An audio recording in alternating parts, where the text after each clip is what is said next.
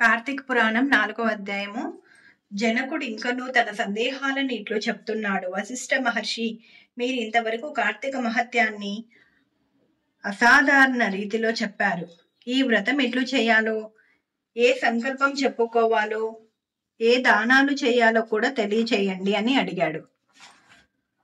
వశిష్ఠుడు ఇలా చెప్పుతున్నారు. ఓ జనకరాజా, సమస్త పాపాలను హరించేది, అగణ్య పుణ్యాలను ప్రసాదించేది అయిన ఈ కార్తీక వ్రతానికి నిర్దిష్టమైన సంకల్పం అనేది ఏదీ లేదు. ఈ కార్తీక మాస వ్రతము వలన పోయినంతటి పాపం ఇంకను ఈ లోకంలో ఉదయించనే లేదు. కావున ఈ వ్రత ధర్మాలను తత్ఫలాలను బోధిస్తాను విను. కార్తీక మాసంలో సాయంకాలం అందు శివాలయంలో దీపారాధన చేయటం వలన వచ్చే ఫలితం అంతా ఇంతా కాదు.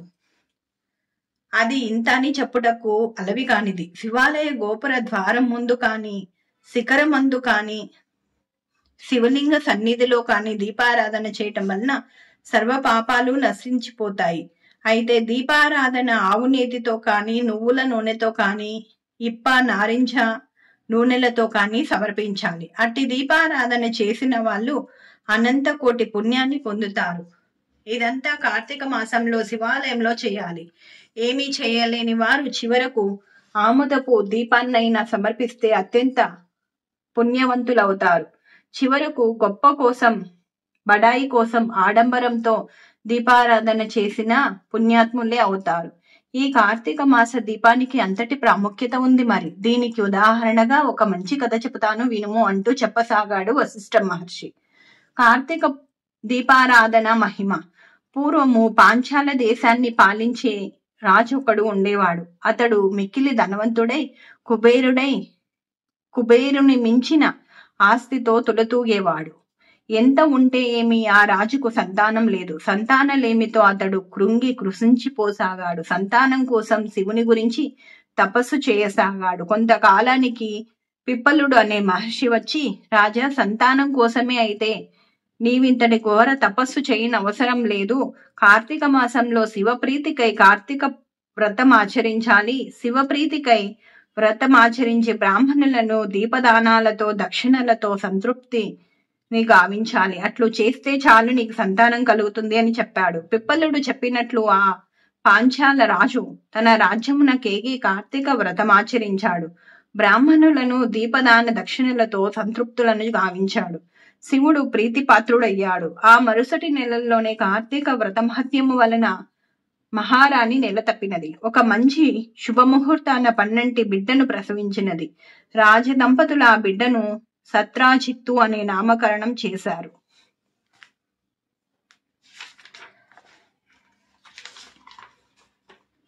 సత్రాజిత్తు చరిత్ర. ఆ బాలుడు దినదిన ప్రవర్ధమానుడయ్యాడు. లేక లేక కలిగిన పుత్రుడవటం వలన అతనిని అతి గారాభంగా పెంచసాగారు. అతి గారాభం వలన సత్రాజిత్తు అనేక దురలవాట్లకు లోనయ్యాడు. పెద్దలను గౌరవించేవాడు కాడు. తల్లిదండ్రులను లక్ష్య పెట్టేవాడు కాదు. పరస్త్రీ రక్తుడై వేషాంగన లోలుడు అయ్యాడు. భక్తి ప్రవృత్తులు అసలే లేవు. మంచి చెప్పబోతే మట్టు పెడతాననేవాడు. తాను పట్టిన కుందేటికి మూడే కాళ్ళన్నట్లుగా ఆడింది ఆటగా, పాడింది పాటగా జీవించసాగాడు. అతి స్వేచ్ఛాయుతుడై అన్ని దుర్గుణాలకు అలవాటయ్యాడు.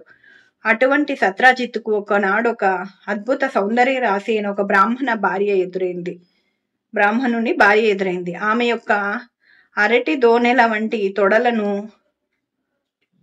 చూసి, కుంభాల వంటి కుచాలను, మీన కన్నుల గల కన్నులను, చక్కని చిలుక పలుకుల చిన్నారి అయిన ఆమెను చూచి మోహంలో పడ్డాడు. లేత దొండపండు వంటి శుతిమెత్తని ఆమె అధరములను అందుకోవాలి అనుకున్నాడు. సత్రాజిత్తు యువరాజు కావటం వల్లను, మీదు మిక్కిలి రాకుమారుడవటం వల్లను అతని అందానికి ఆమె పరవశించిపోయినది. మాటలు కలిశాయి. ఒకరినొకరు ఇష్టపడ్డారు. ఇంకేముంది, ఆమె రోజు రాత్రివేళ తన భర్త నిద్రపోగానే సంకేత స్థలంలో రాకుమారుని కలిసి సురత క్రీడలలో తేలియాడేది. రాజత్వం చోరత్వం ఎంతకాలం, జారత్వము చోరత్వం ఎంతకాలము దాగుతుంది అంటారు కదా పెద్దలు. ఎలాగో ఈ భాగోతము ఆమె భర్తకు తెలిసింది. ఉగ్రుడైపోయాడతను. ఎలాగైనా వీరిద్దరిని హతమార్చాలనుకున్నాడు. పదునైన కత్తినొక దానిని చేతబట్టి ఇద్దరిని శిక్షించాలి ప్రత్యక్షంగా చూసి అనుకున్నాడు. అలా చూసి వెంటనే వాళ్ళని నరకాలి అనుకున్నాడు. యువరాజు సత్రాజిత్తుకు గాని జారినికి కాని ఇదేమీ తెలియదు. అవకాశం కోసం ఎదురు చూస్తున్న జారిని భర్తకు ఆ అవకాశం రానే వచ్చింది. ఒక కార్తీక సోమవారము పౌర్ణమి నాటి రాత్రి సత్రాజిత్తు జారిని ఇద్దరు తమ సురత క్రీడలకై ఒక పాడుబడిన శివాలయాన్ని సంగీత స్థలంగా ఎంచుకున్నారు. పౌర్ణమి నాటి రాత్రి అందరూ భజన కార్యక్రమంలో నుండగా వీరిరువురు సంగీత స్థలంలో కలుసుకున్నారు. పాడుబడిన శిథిలావస్థలోనున్న శివాలయం కావటం వల్ల అంతా చీకటిగా ఉన్నది. ఏమీ కనిపించకపోవడంతో ఆమె తన చీర కొంగును చింపి చిన్న ఒత్తిగా చేసింది. రాకుమారుడు ఎచ్చటి నుండియో కాని ఆముదమును తెచ్చాడు. వారిద్దరూ కలిసి తంటాలు పడి ఎట్లాగో దీపాన్ని వెలిగించారు. ఆ దీపపు కాంతిలో ఒకరినొకరు చుంబించుకుంటూ సురిత క్రీడలో పాల్గొన్నారు. ఇదంతా తెలుసుకున్న ఆ బ్రాహ్మణుడు కత్తి పట్టుకొని శివాలయాన్ని చేరాడు. వారిద్దరూ మైమరిచి సుఖించుచుండగా తన చురకత్తితో ముందుగా సత్రాజిత్తు తల నరికి వేశాడు. అనంతరం భార్యను తెగ నరికి చివరకు జీవితంపై విరక్తి నుండి తాను కూడా అదే కత్తితో తల నరుకొని ఆత్మహత్య చేసుకున్నాడు. ఆ విధంగా ముగ్గురు అక్కడికక్కడే నెత్తుటి మడుగులో మరణించారు. వారు ముగ్గురు మరణించగానే వెంటనే యమదూతలు పాసహస్తులై వారి ఎదుట ప్రత్యక్షమయ్యారు. ఆ వెంటనే శివదూతలు కూడా ఏతించారు. శివదూతల జారిని రాకుమారుణ్ణి విమానంలో కైలాసానికి తీసుకుని పోయారు. యమదూతలి బ్రాహ్మణుణ్ణి నరకానికి తీసుకుని పోయారు. అంతటా బ్రాహ్మణుడు, ఓ శివదూతలారా, ఇదేమి న్యాయం? దుష్టులకు శివ సాన్నిధ్యం, భక్తులకు యమలోకమునా అని ప్రశ్నించాడు. అందుక శివదూతలు, ఓయి బ్రాహ్మణుడా, నేడు కార్తీక పౌర్ణమి, పైగా సోమవారం. తెలుసో తెలియకో వీరిద్దరూ శివాలయంలో అందున శివలింగానికి ఎదురుగా దీపారాధన చేశారు. అత్యంత పవిత్రమైన ఈ కార్తీక పౌర్ణమి సోమవారం నాడు ఎటువంటి వారైనను దీపారాధన చేస్తే వారికి కైవల్య ప్రాప్తి సిద్ధిస్తుందని నీకు తెలియను కదా. అటువంటి వారి పాపాలు నివృత్తి అయిపోతాయి కదా. ఆ విధంగా వీరిద్దరూ తమ తమ పాపాలను పోగొట్టుకుని పుణ్యాత్ములయ్యారు. మరి నీవో ఇంతవరకు సంపాదించిన పుణ్యాన్ని అంతను పోగొట్టుకొని పాపాత్ముడవైనావు. ఎందుకంటే దీపారాధన చేసిన పుణ్యాత్ములను వధించిన పాపానికి నీవు పాపాత్ముడవైనావు. అందుకే నీకు నరక ప్రాప్తి, వీరికి కైలాస ప్రాప్తి కలిగినది అని విశ్లేషించాడు. అంతటా యువరాజు కల్పించుకొని, దూతలారా, దోషులము మేము, మమ్మల్ని చంపి పుణ్యాత్ములను చేసిన వాడతడు. దోషులకు కైలాస ప్రాప్తి, పుణ్యాత్ములను చేసినందులక అమాయక బ్రాహ్మణునికి నరకలోక ప్రాప్తి, ఇది ఎంత మాత్రం భావ్యం కాదు. కార్తీక మాస పౌర్ణమి సోమవారం అత్యంత పుణ్యప్రదమైతే అంతటి పుణ్యాన్ని మాకు ప్రసాదించిన ఆ బ్రాహ్మణుడు ఎంత గొప్పవాడు. మాకింతటి పుణ్యం రావటానికి కారణం ఆ బ్రాహ్మణుడే కదా.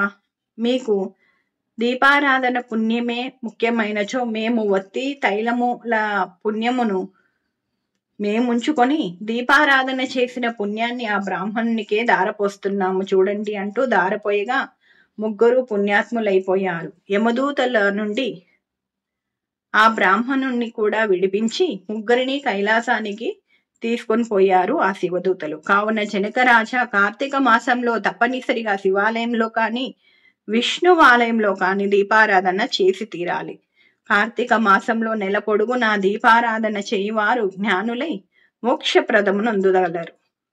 కావున కార్తీక మాసం అంతా శివాలయంలో దీపారాధన చేసి మోక్ష ప్రాప్తి నొందుదుము అని దీవించాడు వశిష్ఠుడు. 4వ అధ్యాయము సంపూర్ణం. ఓం నమః శివాయ.